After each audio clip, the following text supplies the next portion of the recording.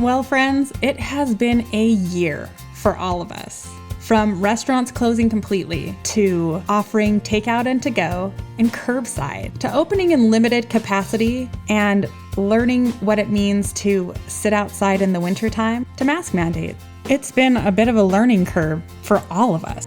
This week on Taste Utah, we're doing something a little different for our final episode of the season. We'll have the opportunity to hear from veterans of the industry to discuss the hustle, the heartbreak, and what our favorite Utah restaurants might look like moving forward, in their own words.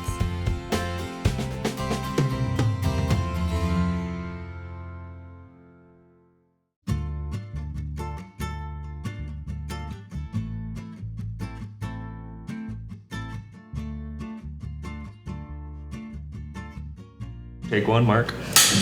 I am Scott Evans. I own Pago on 9th and 9th and Finca on 15th and 15th. I'm Lisa Ward, and I'm co-owner of Silver Star Cafe with my husband, Jeff. My name is Jason Neely, a managing partner of Wodash Rye and also Sago Restaurant. Wodash Rye is in St. George, Utah, and Sago is in Kanab.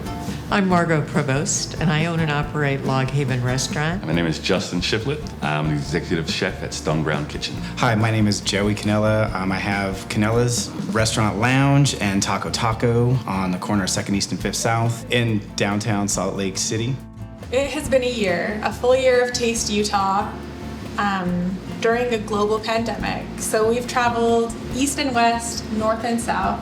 What has it looked like? What has it felt like? I think it was just not knowing, right, what the next day was, and if the pandemic, was it 2 months? Was it 2 years? Like, there was so much uncertainty, and so much uncertainty in our city. It was a hard decision, but it was something that I knew. I'm like, we can't continue to bleed money, just to be there. So for a minute, I had to just kind of walk away from the social media because it was really hard for a bit. We shut down like everybody else in mid-March, and it was terrifying. We celebrated our 10-year anniversary in shutdown. Instead of having a party, instead of celebrating with our guests and with our staff, we put out something on social media, and that was really all we could do. And then we got to work. We just started applying for the grants and applying for the loans, and we have 35 employees and many families. And how are we going to keep these people solvent? We were constantly talking about it and constantly discussing how do we pivot, how do we respond, what are our responsibilities to our staff and to our community. In addition to that, reaching out to other restaurant owners, reaching out to our community members, to our guests. I don't think there was a conversation in the last year where we weren't talking about how are you doing. Staying in touch with people, and just trying to keep people, motivated and make sure, nobody got too down or too depressed. And that was, again, depression was an issue too. Didn't know what they were doing, Even trying to collect your unemployment, People were texting me, how did you do it? How do I do this? I don't know what I'm gonna do next week, for money. So helping your staff out, even though we were shut down, was definitely a big part of it too. During that time when we closed, I was definitely lost for a little while, What do we do? I'm on the phone texting other chefs around the city. We're all reading what's going on. I had started a text thread with our staff. We would talk every day, what are you cooking? What are you doing? We'd take photos. You feel for everybody around you as far as the industry, the other restaurants out there that might be struggling or might have closed even. You're happy for those who are doing well.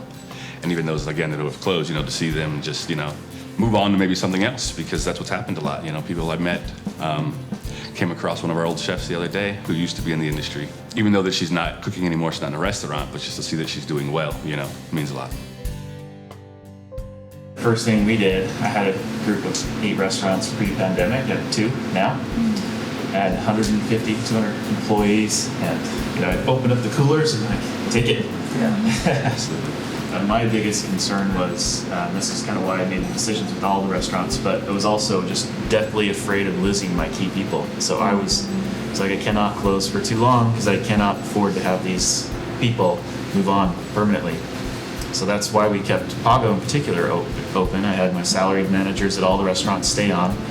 There was no dishwashers, there's no anyone else. It was just 2 salaried people at Pago and myself, doing it all.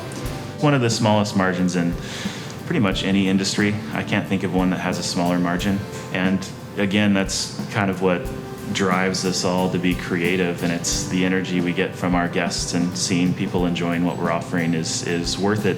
Rarely you see these great success stories financially, but all of us that are opening, serving guests year after year, that is our own level of success, is just being able to continue to do it, provide opportunities and new restaurants for them to grow into.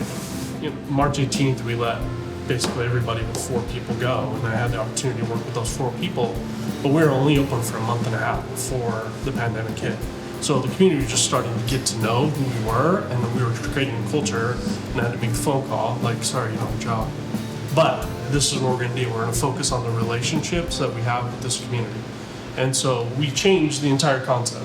That menu that we started with went out the window.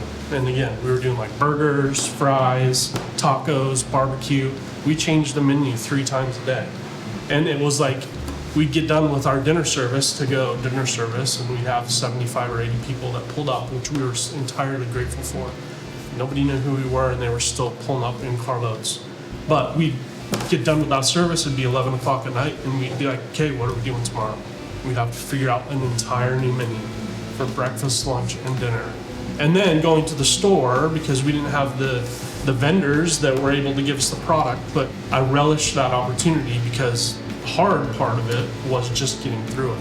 But I always would tell them, and I've told them now, if you can get through this in this industry, you can get through anything. We wanted them to know, like, no matter what happens, we're gonna be here. And we're gonna be here for them, and we're gonna hopefully be there, if we go through another one of these changes, I'll still be there. I'm there for them. It isn't just a bottom line decision. The decision becomes more, how can I make it through? Can I last long enough to have the opportunity to reopen or to rebuild? Can I do that? And it isn't just me that I have to think about relative to making that decision. It's everyone who has worked really hard to support me. It's everyone who comes back through the door and tells me, oh, thank you for hanging in. I thought you'd be gone forever, It's all of those things. So that's that heart and soul decision. It isn't just a bottom line. Now you got it. The interesting thing about the customers at Log Haven, they come back over and over, not every week. We're not a every week kind of place, but every special occasion. I'll have someone come in and say, oh, we were married here, and this is not just my child, but this is my grandchild. And so that sense of continuity of experience, my grandma used to bring me here for pancakes at Sunday brunch. That is really a special connection that I feel our community has. And the day we reopened, which was the day before Mother's Day, we had guests come and just thanked us for trying again. It really was moving. So I really do think that we're considered just part of this Wasatch Range community, and we are honored to be considered part of this community and to help create memories.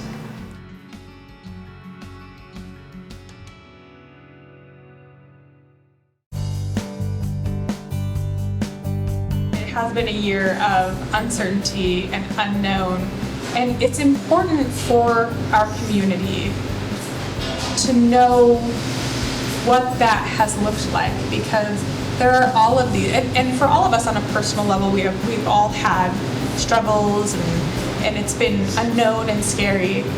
But to close or stay open, will the industry come back? We also love people, and we want to serve them, and we want to see them happy, and we want to be a part of their anniversary, their celebration, their Tuesday night.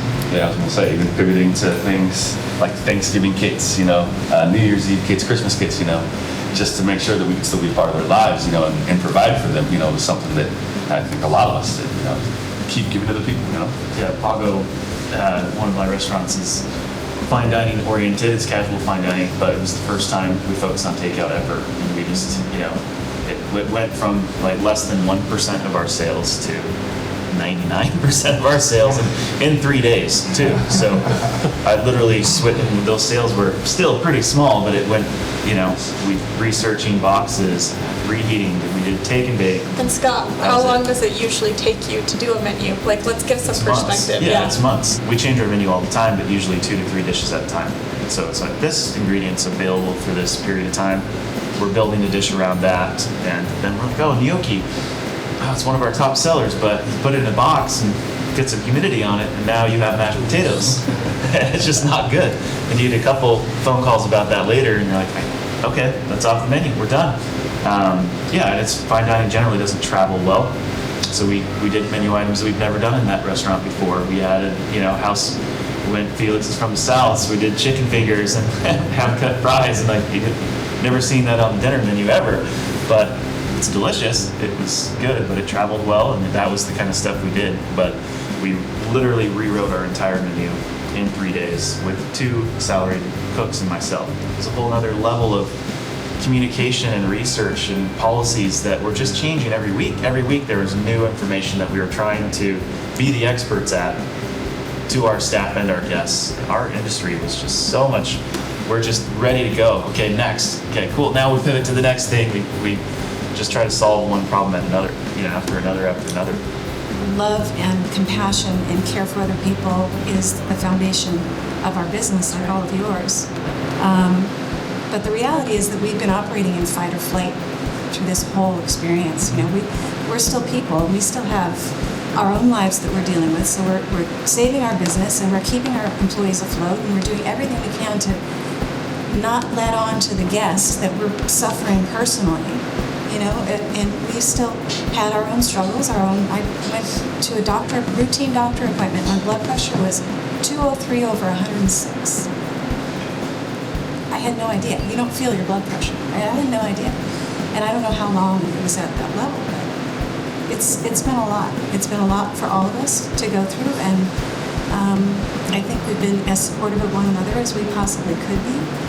And at the same time, we had to manage our own lives in such a way that we could still bring all of that compassion and all of that care every day and just figure it out. Take on the stress of the staff because, they are scared to work, daily meetings, after service meetings, every day with the kitchen. Here's what we're doing today.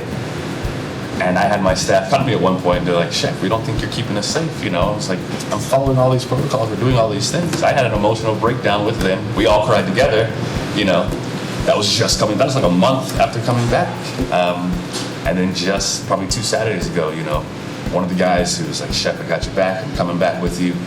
It's been here for a year, recently left, to another restaurant, and just knowing everything I'd been through with him, again, had another emotional breakdown. Things that you don't think about because we're just doing our best, going through every day. In the time of mass confusion and frankly fear, I was able to reach out and find support for myself, but also find the wherewithal to support my staff.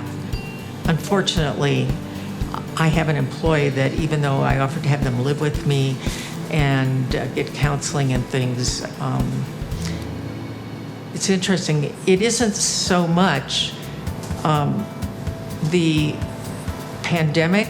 It was for them the fact that they didn't have a job to go to.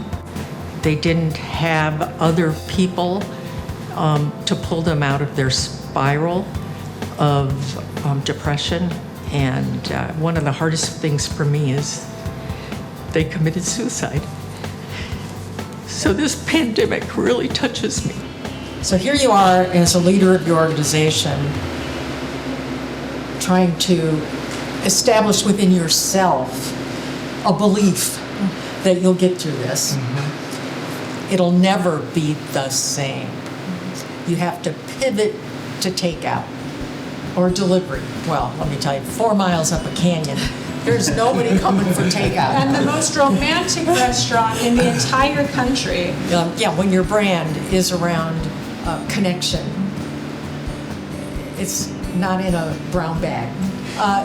And so you're hearing you're doomed, and yet you have a responsibility to, first of all, as I said, bolster yourself with a vision that there will be a future, and then bolster your staff with a vision not only for them relative to your business, but for them relative to their futures, and holding the hands and assisting with the unemployment or assisting with what they need for their families. It's a challenge, but you know what? It was also a privilege. Our industry starts workers, gives them their first flavor of working, teaches those skills. We're a really important and valuable part of our community from a workforce standpoint, but we're also human beings. We connect with each other. We want to have community, and we do that over food and over tables, and we celebrate life. So, you know, it's been a challenging year, but I don't believe those people who said we're not coming back. I absolutely don't. I think there's pent-up demand, even more than ever. People realize they want to be with us. To walk in and be able to go and get food is a really cool thing, and maybe that was forgotten a little bit, because I think there's that, humanity in what we do, right? We were also front on purpose with this because we were called back because some people can't provide for themselves or cook meals for themselves. So kind of realizing that, being back to work, it's like, you know what, we're out here doing it just like everybody else. I love the love coming out of this. I didn't expect to be this emotional because I've been so stoic for so long. So you guys are bringing it on. But so last year, one of the things that did work lots of things worked to small degrees, but one thing that worked really well was Pagos 9th to 9th started CSA, Community Supported Agriculture. The trickle-down effect that no one sees as clearly is a lot of our farmers sold directly to restaurants only, and they had all this food in the ground and no one to buy it. There's no restaurants can sell it. So we got 3 of our farmers and I offered them, hey, do you want to do a CSA, and I'll just give you the platform to sell it. And they're like, we don't want to deal with it. It's too much. It's not our expertise. We want to grow the food. So we coordinated with 3 farmers and we started a CSA, and it sold out really quick. It wasn't a high dollar thing, but it was just this value we added to our community and our neighbors, and we were making fresh pastas and pickles and things that we'd offer that too, and we had a reason for someone to come in once a week and grab some takeout and get some vegetables. I think the small independent restaurant isn't out of the weeds yet, We're still in trouble. We're still going to see restaurants closing, throughout the rest of this year, maybe early in the next year. So with few of us independent restaurants, I kind of see a pivot for chefs. I think the consumer is going to be more independent coming out of this, maybe gardening more at home, being more self-sufficient, I guess, if you will. So I see a pivot as restaurants, those that are left as independent restaurants, also become educators for those that are out there. If that's classes in your restaurant, whatever it is. But I do see the pivot as a chef in the future, becoming a lot more of an educator to the community than we are now. There'll be few of us, I feel. Jason, are you opening a new concept in Southern Utah? Yeah, well, we have a Moab concept that opens in 3 weeks. Oh, no way. That's been interesting for sure. It's an independent hotel, so that's kind of what we do in hotels right now without our full service stuff.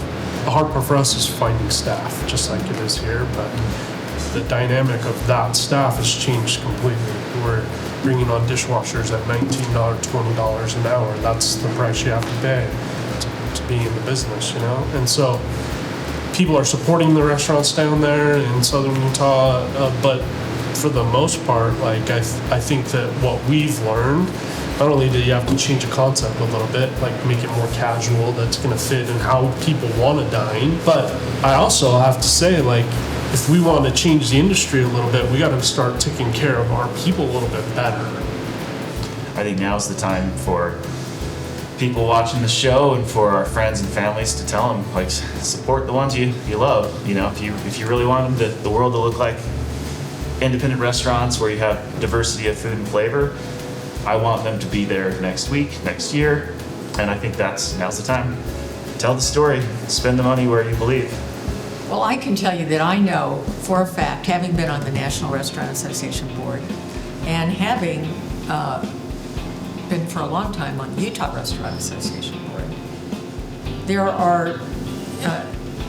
there are more than this, but there are two key organizations that has made a difference for, I'm sure, everyone sitting here.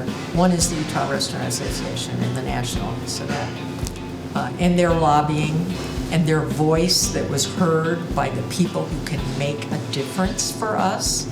If it wasn't for these professional organizations and the professionals like us who supported them and joined them and told them our stories and called our senators and our representatives, I'm not sure that I'd be sitting here today.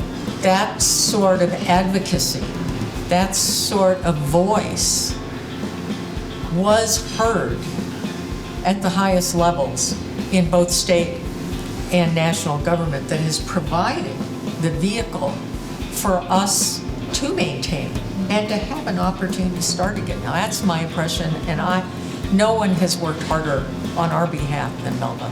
This year in particular has been like one of the greatest honors of my life, to be able to see frontline workers, like ground level, the kind of love and care and thought that has gone into wanting to still provide that light, that nourishment, that kindness to your community, and the community who loves you.